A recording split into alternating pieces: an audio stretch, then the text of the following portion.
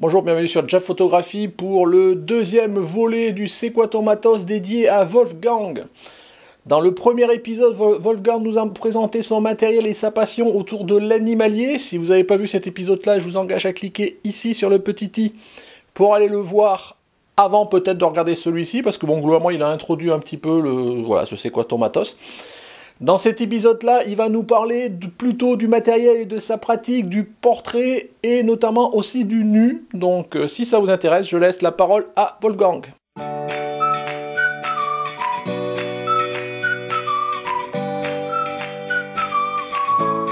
Bonjour à tous, bonjour Jeff. Donc bienvenue dans l'épisode 2 pour vous parler, pour continuer à jouer le jeu du C'est quoi ton matos et vous parler d'une deuxième partie de ma pratique photographique et du matériel qui y est associé, qui est en l'occurrence la photographie, tout ce qui est portrait, mode et nu, et donc le matériel que j'y associe. Donc je vous disais la dernière fois que j'avais une pratique photographie animalière, c'était un petit peu le début de mon engagement dans la photographie, et puis peu à peu je me suis diversifié. Alors j'ai levé le pied sur l'animalier parce que c'est très chronophage, et puis j'ai commencé à pratiquer tout ce qui était portrait et nu, et puis à côté architecture, pose longue, etc. Mais je vous en parlerai plus tard. Là en l'occurrence, je vais vous faire un sujet sur le matériel associé au portrait et au nu. En premier lieu, le premier maillon de la chaîne, c'est les boîtiers. Alors, je vais avoir en gros deux démarches, soit la démarche studio, soit la démarche extérieure, enfin in situ, lumière naturelle. En studio, je vais privilégier soit le D810, soit le D5. En fait, ma préoccupation est la suivante, c'est que sur certaines situations, vous verrez peut-être dans les exemples qu'on mettra dans la vidéo avec Jeff, des éléments qui viennent, des photos qui viennent d'une série qui s'appelle Les Leçons de Freya, et en fait c'est des plans américains, un peu cadrés à la Obad, et ces trucs là j'aime bien les shooter en plein pied. La stratégie est la suivante, c'est que si pour ma série Leçons de Freya, effectivement je vais les cadrer serrés, mais si je veux les présenter différemment pour une expo, pour une utilisation autre, et bien du coup je vais pouvoir réemployer ma photo en ayant tout dans l'image, le visage, les pieds, etc. Et donc ça me permet d'avoir finalement deux images en une, deux prises de vue en une, tout en ayant dès le départ cette pensée-là. Évidemment, pour pouvoir le faire, ça implique de pouvoir recadrer en étant à l'aise. Donc avec les 20 millions de pixels du D5, on peut le faire. Avec les 36 du D810, on peut également le faire très facilement. Voilà, donc c'est deux machines adaptées pour le studio. Le D5 est lui très optimisé pour le reportage et le travail en extérieur, ce qui fait que du coup quand je fais des activités portrait et nu in situ, à ce moment là effectivement je privilégie le D5 parce qu'il a toute la polyvalence, notamment des ISO forts qui sont très qualitatifs et qui peuvent me sauver la mise dans des situations un petit peu compliquées avec des lumières un peu douces où on perd un petit peu en micro-contraste. Et puis quand je vais vouloir utiliser deux optiques et m'épargner les démontages incessants, je vais associer le D4S qui me permettra d'avoir ma deuxième optique et de ne pas m'embarrasser de démontage à chaque fois que j'ai besoin d'avoir un angle de champ différent.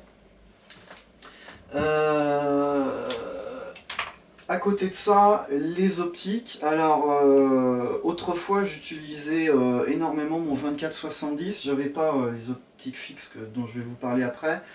24-70, super pratique parce qu'évidemment, on balaye du 24 qui est un grand angle qui peut rendre service en portrait quand on n'a pas du recul, ou en nu quand on est à l'intérieur d'un bâtiment et qu'on n'a pas forcément les reculs qu'il faut. Le traditionnel 35 mm 50. Qui est évidemment super, f2.8, et puis jusqu'à 70, donc ça le 24-70, en dépit du fait que c'est une optique orientée reportage, peut nous rendre service pour ce type d'activité de façon très avantageuse. Néanmoins, maintenant que je me suis outillé de deux jolis Sigma A, à savoir 24 et 50, Et bien du coup j'ai deux optiques fixes absolument diaboliques en termes de piqué. Alors je dis diabolique en termes de piqué, il y a quand même un truc qu'il faut savoir avant de pouvoir les utiliser, c'est qu'il faut caler le capteur, sinon ces deux optiques sont strictement inutilisables. Autant tous mes Nikon je les ai vérifiés au préalable, j'ai jamais eu à caler un capteur, quel que soit le boîtier, pour pouvoir les exploiter. Par contre mes Sigma, il a fallu mettre entre 15 et 20 points de correction avant de pouvoir faire des photos bien calées à 1.4, parce qu'évidemment le plaisir de ces deux optiques, non seulement elles sont bonnes à 2.8, j'en parle pas à 8 bien sûr, elles sont bonnes à 2.8 et elles sont toujours très bonnes à 1.4, donc c'est un véritable plaisir et du coup on peut jouer un petit peu avec ces profondeurs de champ très limites qu'on a à 1.4 ou à 2 même, et du coup c'est absolument fabuleux de travailler avec ça, et d'où l'intérêt d'avoir deux boîtiers, parce que je démonte pas, j'ai l'un avec une optique et l'autre avec l'autre, et je jongle, je switch de l'une à l'autre. Après, je suis occasionnellement utilisateur du traditionnel 85, hein, les portraitistes sont accros à ça. C'est pas que j'aime pas, mais en fait l'usage du 85 implique qu'on a un petit peu plus de distance avec les modèles, et ça me met un peu loin, donc je préfère le 50. Après ça veut pas dire que j'utilise pas le 85, hein, j'aurais pas ce 85 1.8 si j'en avais pas du tout l'usage, mais néanmoins vous voyez, j'ai fait à l'économie, prendre un 85 1.4, j'ai pris un 85 1.8 qui fait très bien l'affaire, entre parenthèses, hein, même si son homologue il a quelques qualités en plus, celui-ci est intéressant. Et puis très occasionnellement j'aime bien viser dans les yeux.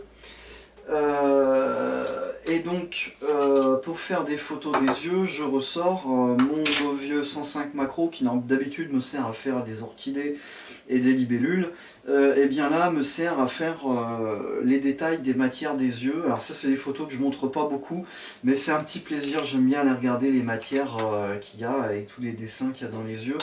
Et donc je me sers de cet outil là, j'évite de l'utiliser pour faire des portraits pleine pastille, parce que du coup on est obligé après de recourir au lissage de peau, c'est un côté artificiel, donc j'aime autant utiliser une optique plus adaptée pour le portrait pour jouer à ce petit jeu là. Donc finalement portrait nu 50 et 24, enfin portrait et nu 50 et 24 en majorité, avec des boîtiers plutôt reportage, hein, puisque studio j'en fais occasionnellement, mais c'est pas non plus ma pratique préférée. En fait j'aime bien avoir du contexte, même si je le floute en balançant de la grosse ouverture, j'aime bien avoir du contexte, même si avec un petit jeu de flash, ou je vais le mettre aussi un peu dans la pénombre, ça permet que les photos soient plus vivantes qu'une photo de studio. On va avoir tendance à utiliser soit des fonds un peu uniformes, des choses comme ça.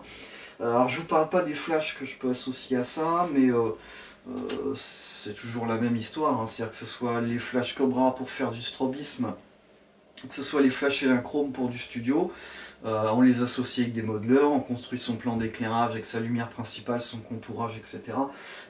Je vous raconte pas l'histoire parce qu'on pourrait en faire tout un épisode. Mais bon voilà, ce qu'il faut retenir finalement, c'est sur cette activité là, je vais avoir la même exigence qu'en photo animalière, c'est un gros piqué, et du coup être accro à deux optiques fixes, extrêmement piquées, avec des très grosses ouvertures. Voilà, je vous remercie de votre attention, et puis on vous proposera peut-être un troisième épisode avec un troisième sujet. Bonne journée!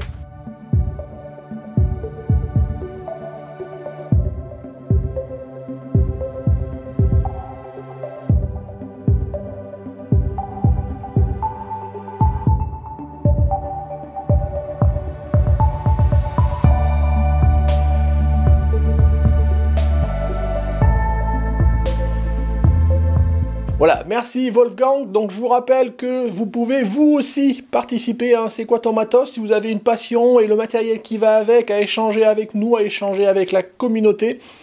Voilà, la seule contrepartie, c'est qu'il faut passer devant la caméra, mais vous voyez, ça se fait très bien. Donc n'hésitez pas, si vous êtes intéressé, à me contacter par mail. Mon mail est toujours dans la description des épisodes. Voilà, merci de nous avoir suivis. Au revoir.